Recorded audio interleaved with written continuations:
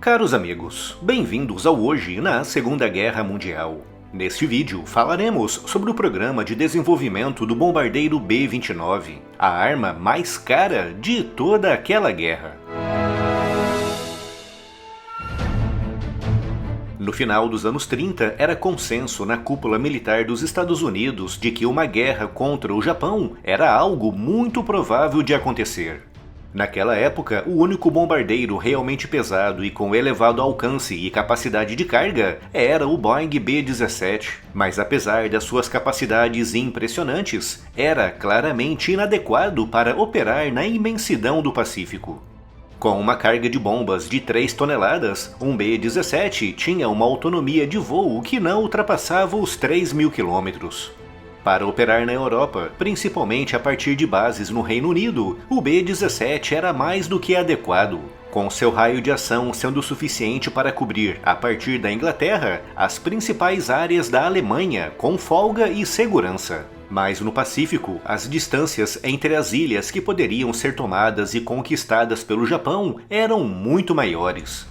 O ramo aéreo do exército dos Estados Unidos precisava de um bombardeiro específico para aquele ambiente, com o Air Corps divulgando exigências técnicas realmente muito elevadas, como por exemplo, transportar 9 toneladas de bombas por mais de 4.000 quilômetros a uma velocidade de quase 600 quilômetros por hora. Apesar dessas exigências serem vistas como quase impraticáveis, 4 empresas apresentaram propostas. A Boeing apresentou o seu modelo 345, a Consolidated Aircraft apresentou o seu modelo 33, a Lockheed apresentou o seu XB-30 e a Douglas apresentou o seu XB-31.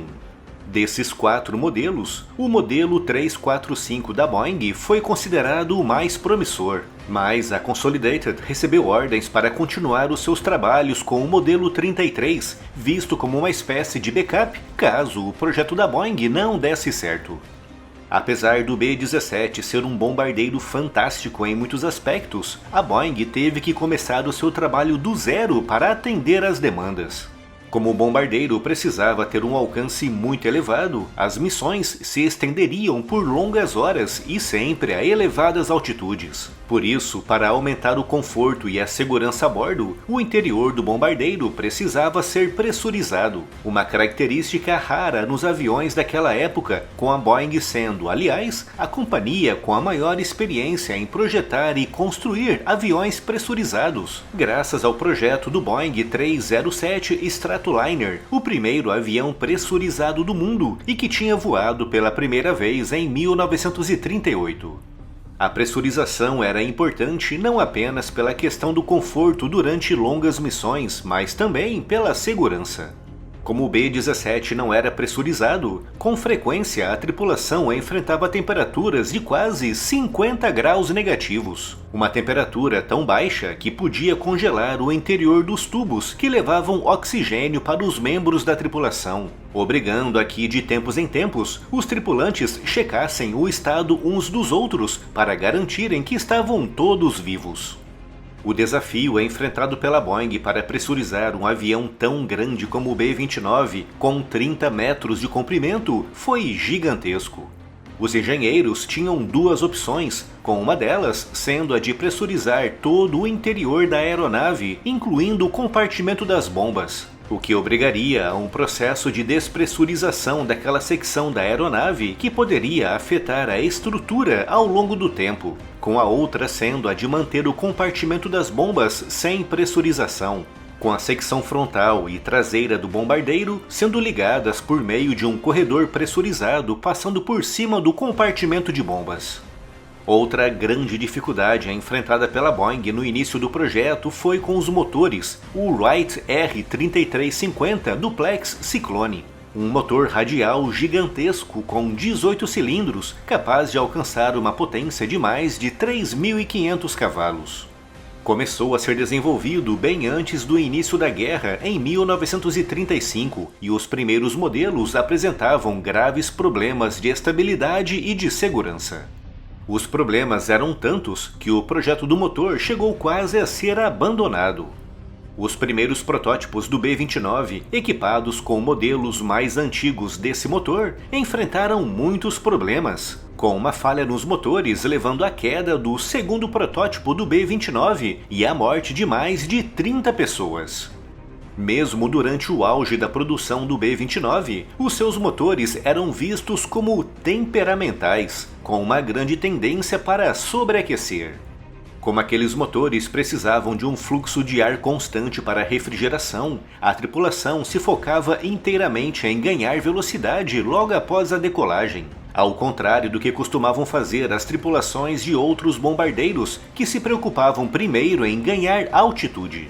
Além de ser uma aeronave muito complexa de ser produzida, a Boeing enfrentava o desafio de produzi-la em grandes quantidades, obrigando a construção de 4 grandes fábricas e de mais de uma centena de pequenas e médias fábricas de apoio espalhadas pelos estados de Washington, Kansas, Geórgia e Nebraska.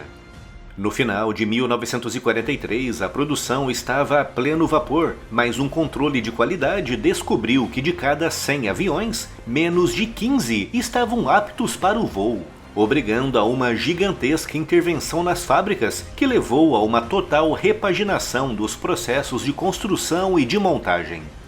Em maio de 1944, o B-29 foi finalmente introduzido, mas os modelos que saíam das linhas de montagem precisavam entrar imediatamente em outras linhas de montagem para receberem atualizações ao projeto original, com isso atrasando muito o início da entrega dos novos bombardeiros no Teatro do Pacífico. Para sua defesa, o B-29 vinha armado com 5 torres de operação remota, cada uma com 2 metralhadoras .50 e também uma metralhadora dupla na cauda. O fato de ter bem menos defesas do que o B-17 vem do fato de voar a uma altitude e a uma velocidade maiores do que a dos caças japoneses da época. Era capaz de voar a quase 10.000 metros de altitude e a uma velocidade que podia chegar perto dos 580 km por hora. Naquela época, mesmo que um caça japonês conseguisse chegar àquela altitude, o que era quase impossível, nenhum conseguiria alcançar um B-29 em voo. Ou seja, durante a fase de voo de cruzeiro, o B-29 era autenticamente inalcançável e inatingível pelos caças japoneses, com o bombardeiro ficando mais vulnerável justamente na fase de bombardeio, quando era obrigado a descer para altitudes que, dependendo da missão, podiam ser de apenas 3.000 metros.